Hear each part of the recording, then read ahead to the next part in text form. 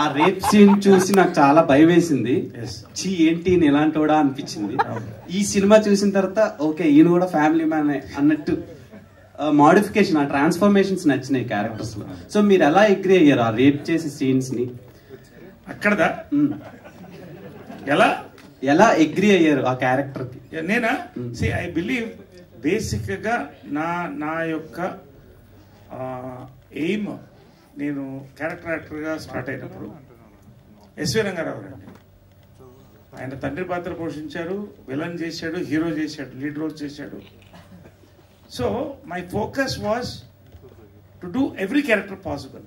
దానికి నేను మెంటల్గా ప్రిపేర్ అయ్యాను, నన్ను యాక్సెప్ట్ చేశాను. ఎందుకంటే నేను అదే మీరు చెప్తున్నాను లిటిల్ డీవియేటింగ్ ఘటన ఇక్కడే చూశాను.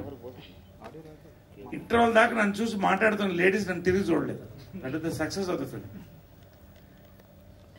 కౌంట్ డ్రాకులా చేసిన తర్వాత క్రిస్టఫర్ లీ, కౌంట్ డ్రాకులా చేసిన హీరో, అతను పెళ్ళ అతను డైవర్స్ చేసి వెళ్ళిపోయింది.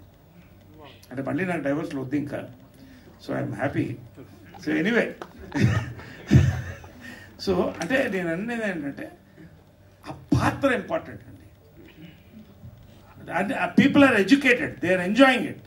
సో ఒక ఇమేజ్కి ఎప్పుడు కట్టుబడిపోతే అక్కడితో అయిపోతుంది. మన అలాంటి క్యారెక్టర్స్ ఇప్పుడు వచ్చినా మీరు చేస్తారు? 100%. శ్రీదేవి సోడా సెంటర్ చేశాను. ఇంకొకటి I'm going to do a very negative role త్వరలో. I don't want announce now.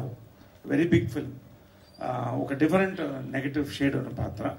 I'm looking at more negative shade ఉన్న పాత్రలు 2-3 సంవత్సరాలు చేయాలనుకుంటున్నాను. I want to do it. Okay sir.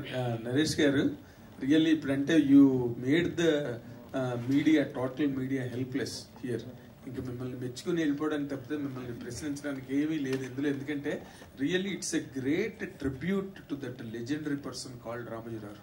ఎందుకంటే ఆయన ఎప్పుడు ఆ టేస్ట్, ఆ స్టాండర్డ్స్ లోనే మీరు ఇందాకన్నట్టుగా శ్రీవారికి ప్రేమలేఖ దగ్గర నుంచి ఏ సినిమా తీసినా he made the film with certain spirit. ఈ సినిమా really it's a greatest tribute to him. నార్మల్గా మేము we rush through lot of releases, కానీ అక్కడ ఫ్లాట్ అయిపోతాం మేము. We become flat surfaced. ఎక్కడో మమ్మల్ని కూడా నిద్రలేపి మాలో ఇమోషన్స్ ని కూడా డ్రా చేసే సినిమాలు వెరీ లెస్ నెంబర్ ఉంటాయి. This is such kind of a film and I appreciate each and every person. Every frame is a painting in the film. Every frame carried the emotion that is due particular point దగ్గర. మీ performance అయితే excellent. ఎందుకంటే మంచి actors ఉన్నప్పుడు, మంచి performance ఉన్నప్పుడు ఇలాంటి కథలు Anurag let వాళ్ళు రాస్తారు, వస్తాయి, నమ్మకం ఈ సినిమాతో కలిగింది. కానీ but when it comes to the point of your career, నార్మల్గా ఇన్ని సినిమాలు చేసిన తర్వాత ఇలాంటి క్యారెక్టర్ చేస్తున్నప్పుడు ఆ ఇమోషన్ని మోర్ పర్టికులర్గా మీరు పేరు చెప్పడానికి మొహమాట పడ్డారు కానీ నేనే రిఫర్ చేశాను మీకు ఆ సీన్. ఇది భార్యతో గదిలో ఆ ఏడ్చే సీన్, కెమెరా మీ మీదే ఉంది. అలాగా మీకు స్ట్రెయిన్ అనిపించలేదండి? What is the pleasure that you really drew out of it? మీరేమో చాలా ఎంజాయ్ చేస్తూ నటించారు కానీ మాకు చూడడానికి చాలా బాధ అనిపించలేదండి. When you do painful scenes we go through the pain in the night. ఎందుకు చెప్తానంటే రంగస్థలంలో ఐమ్ జస్ట్ ఒక పాయింట్ రిఫర్ చేస్తున్నా. ఈ చోటనే కొరివి పెట్టాలి. అవును, ఆ సాంగ్ వచ్చినప్పుడు సుకుమార్ గారు నన్ను, నరేష్ గారు ఇవాళంతా మీరు గ్లిజర్ వేసుకోవాలండి అన్నారు. ఎందుకండి అన్న. ఇవాళ సాంగ్ తెలుసు కదా అంటే, సాంగ్ తెలుసు ఏంటండి అన్న. అప్పుడు ప్లే చేశారు సాంగ్. ఆ సాంగ్ విన్న తర్వాత కొడుకు కొరివి పెట్టాలి, దీనికి గ్లిజర్ అక్కర్లేదు ఏంటంటే ఏంటి మాట్లాడుతున్నారు అన్నాడు.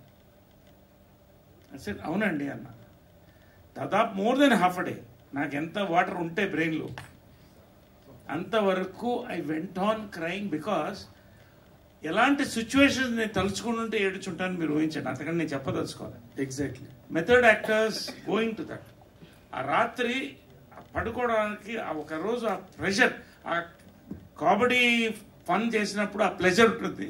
ఇలాంటి సీన్ చేసినప్పుడు ఆ ప్రెషర్ మేము ఫీల్ అవుతామే. అది ఫైనల్గా మీలాంటి వాళ్ళు ఎస్పెషల్లీ గ్రేట్ క్రిటిక్స్ మీరు చెప్తుంటే ఇది చాలండి, అవార్డ్స్ ఏమో తర్వాత వస్తాయి.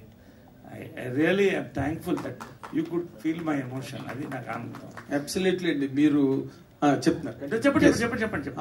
ఆ కారు దగ్గర మిడ్ నైట్ గొడుగు పట్టుకుని మీరు తిప్పుతున్నారు. I can talk about every frame in the film. If given a chance I can talk about every frame in the film అండి. ఆ గొడుగు పట్టుకుని వచ్చి సన్ వెనకాతలు నిలబడ్డ సీన్ ఉంది. అగైన్ మీరు వెళ్ళిపోతూ మళ్ళీ ఆ గొడుగు ఇచ్చి వెళ్ళిపోతారే. Such emotion every frame spoke in the film అండి. Every frame.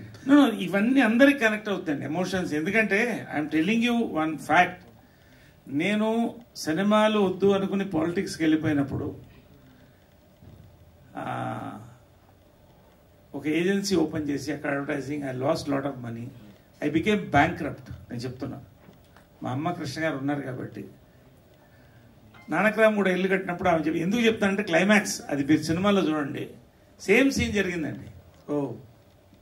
ఆమె నానక్రామ్ కూడా ఇల్లు కొత్త కట్టి ఎందుకు ఎమోషనల్లీ ఈ వయసులో నన్ను